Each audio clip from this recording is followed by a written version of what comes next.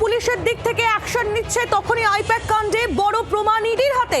প্রতীক জৈনের বাড়িতে বাধা দেওয়ার ভিডিও, সেই ভিডিও ফুটেজ পেলেন তদন্তকারীরা। সিআরপিএফ জওয়ানকে ধাক্কা দেওয়ার ফুটেজ রয়েছে, এমনটাই খবর পাওয়া যাচ্ছে। এবং যে খবর, ফুটেজ ইতিমধ্যেই আদালতে জমাও দিতে চায় ইডি।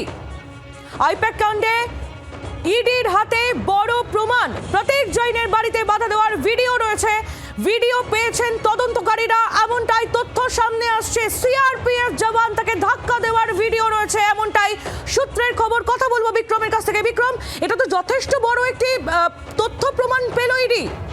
একেবারে এনফোর্সমেন্ট ডিরেক্টরেটের তরফ থেকে গতকাল হাইকোর্টে যে পিটিশন করা ছিল সেখানে বলা হয়েছিল যে সিজার লিস্ট কার্যত নেই, কোনো রকম কোনো সিজার সেখানে করা যায়নি, যেহেতু একটা ইন্টারভেনশন হয়েছে।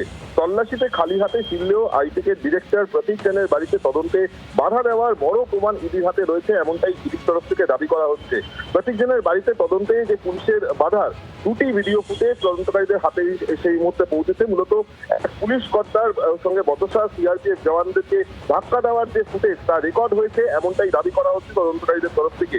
এবং যেই নির্দিষ্ট দুটি ভিডিও ফুটেজের কথা বলা হচ্ছে, যা ইডি আধিকারিকদের মাধ্যমে করা হয়েছিল, তাও কিন্তু আদালতে জমা দেওয়া হবে এনফোর্সমেন্ট ডিরেক্টরেটের তরফ থেকে, এমনটাই ইডি সূত্রের খবর। অর্থাৎ একদিকে আমরা যেরকম দেখতে পাচ্ছি যে কলকাতা পুলিশ তাদের তরফ থেকে যে নির্দিষ্ট এফআইআর গুলি করেছে তার ভিত্তিতে তারা তদন্ত চালাচ্ছেন, বিভিন্ন ধরনের যে এভিডেন্স কালেকশন সেগুলি তারা করছেন, স্টেটমেন্ট রেকর্ড করছেন। পাশাপাশি কিন্তু এনফোর্সমেন্ট ডিরেক্টরেট তাদেরও বক্তব্য যে তারাও কিন্তু তাদের কাছেও এরকম ভিডিও ফুটেজ রয়েছে, বিশেষ করে দুটি নির্দিষ্ট ভিডিও ফুটেজ রয়েছে, যেখানে কার্যত পুলিশকে দেখা যাচ্ছে যে সিআরপিএফ আধিকারিকদেরকে ধাক্কা দিতে, এনফোর্সমেন্ট ডিরেক্টরেটের কাজে বাধা দিতে, এমনটাই কিন্তু আমরা ইডি সূত্রে জানতে পারছি। ধন্যবাদ বিক্রম, তুমি পরিস্থিতির দিকে নজর রাখো। বিক্রম দাস আমাদের প্রতিনিধি ছিলেন আমাদের সঙ্গে টেলিফোন লাইনে।